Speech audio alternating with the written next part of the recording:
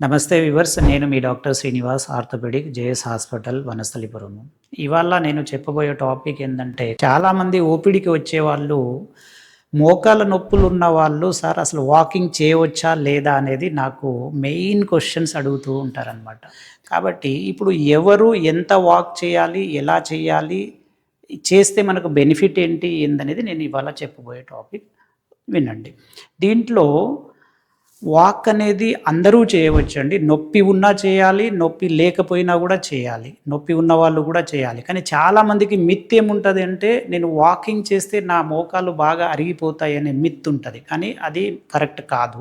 Walking అనేది అందరూ చేయాల్సిందే. ఎందుకు చేయాలి అంటే, మన మోకాళ్ళు హెల్తీగా ఉండాలి అంటే మనం వాక్ చేయాలి.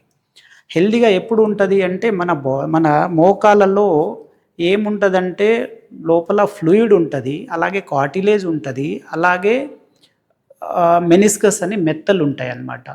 ఈ లోపల ఉండే ఫ్లూయిడ్ అనేది ఈ మెత్తకి ప్లస్ మృదులాస్థికి రెండిటికి నర్వ్ సప్లై ఉండదు. అలాగే ఆర్టేరియల్ అంటాము, బ్లడ్ సప్లై ఉండదు.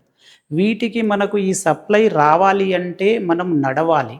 నడిస్తేనే ఆ ప్రెషర్ ద్వారా ఆ ఫ్లూయిడ్‌లో ఉండే న్యూట్రియంట్ పదార్థాలనేది దాని ద్వారానే మనకు ఈ ఆహ్, మృదులాస్థికి ప్లస్ మెత్తకి మనకు సప్లై అవుతదనమాట. అప్పుడే ఇవి హెల్తీగా తయారవుతది. కాబట్టి మనం వాకింగ్ కంపల్సరీ చేయాలి అనేసి చెప్తాము.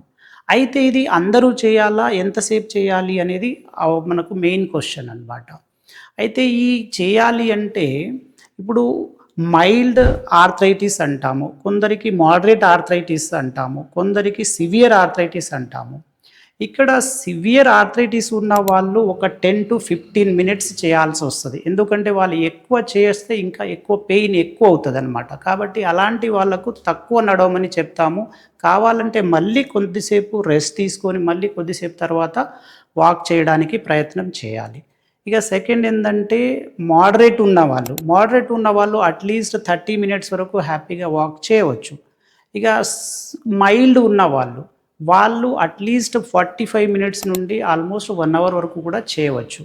ఇక నార్మల్ ఉన్నవాళ్ళు ఏజ్ 30 బిలో ఏజ్ ఉన్నవాళ్ళు ఎంత వాక్ చేసినా కూడా ఏమి కాదు. మనం ఎంత చేయగలిగితే అంత మనకు గట్టిగా మన ఈ కండరాలన్నీ బలపడతాయి, స్ట్రెంథెన్ అవుతది. ఇంకా మన జాయింట్ అనేది బెటర్‌గా ఉండే ఛాన్సెస్ ఎక్కువుంటుంది. కాబట్టి ఈ వాకింగ్ ఈ 3 రకాలుగా మనము ఆర్థరైటిస్‌లో చేయవచ్చు. ఇక నెక్స్ట్ ఇది చేస్తే మనకేం బెనిఫిట్ ఒస్తది? వాకింగ్ చేయడం వల్ల మనకేమేం బెనిఫిట్ ఉంటది అంటే, ఒకటి మన వెయిట్ అనేది మనం రెడ్యూస్ చేయవచ్చు. మన వెయిట్‌ని కంట్రోల్ చేయడానికి ఉపయోగపడతది. ఇంకొకటేంది, జాయింట్‌ని హెల్తీగా ఉండడానికి ఉపయోగపడతది.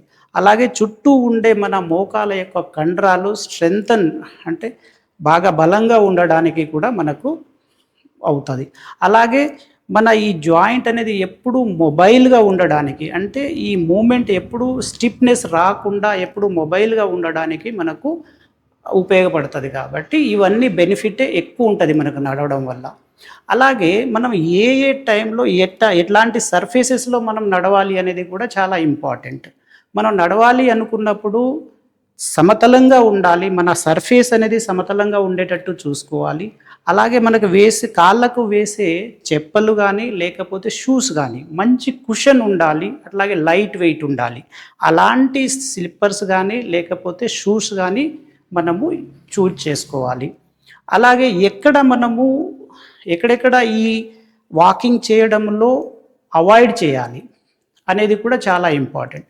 ఇప్పుడు మనం హై రైజింగ్ అట్లాంటి ఏమైనా స్టెప్స్ ఉన్నా అలాంటి అవాయిడ్ చేయాలి. అలాగే ఎక్కువ ఎగుడు దిగుడులో ఉండే సర్ఫేసెస్ మీద అవాయిడ్ చేయాల్సొస్తది. ఇలాంటి సర్ఫేసెస్‌లో మనము చేయడం వల్ల మనకు ఈ అరుగుదల అనేది ఎక్కువయ్యే ఛాన్సెస్ ఉంటుంది. కాబట్టి ఇవి మనకు బెనిఫిట్స్ ఉంటాయి. అందరూ నడవాలి. నడిచే వాటిల్లో ఎవరు ఎంత నడవాలి అనేది మీ యొక్క పెయిన్‌ని బట్టి మీరు నడవడానికి ప్రయత్నం చేయాల్సొస్తది. డైలీ వాకింగ్ అనేది ఒక్కొక్కసారి పడకపోవచ్చు. అలాంటి టైంలో మనము అట్‌లీస్ట్ 7 డేస్‌లో మనకు 3-5 డేస్ అనేది మనం వాకింగ్ చేయడానికి ప్రయత్నం చేయాలి. Thank you viewers. మీకు దీంట్లో ఏమైనా డౌట్స్ ఉంటే కామెంట్ బాక్స్‌లో పోస్ట్ చేయండి. యాజ్ సూన్ యాజ్ పాసిబుల్ నేను ఆన్సర్ ఇస్తాను.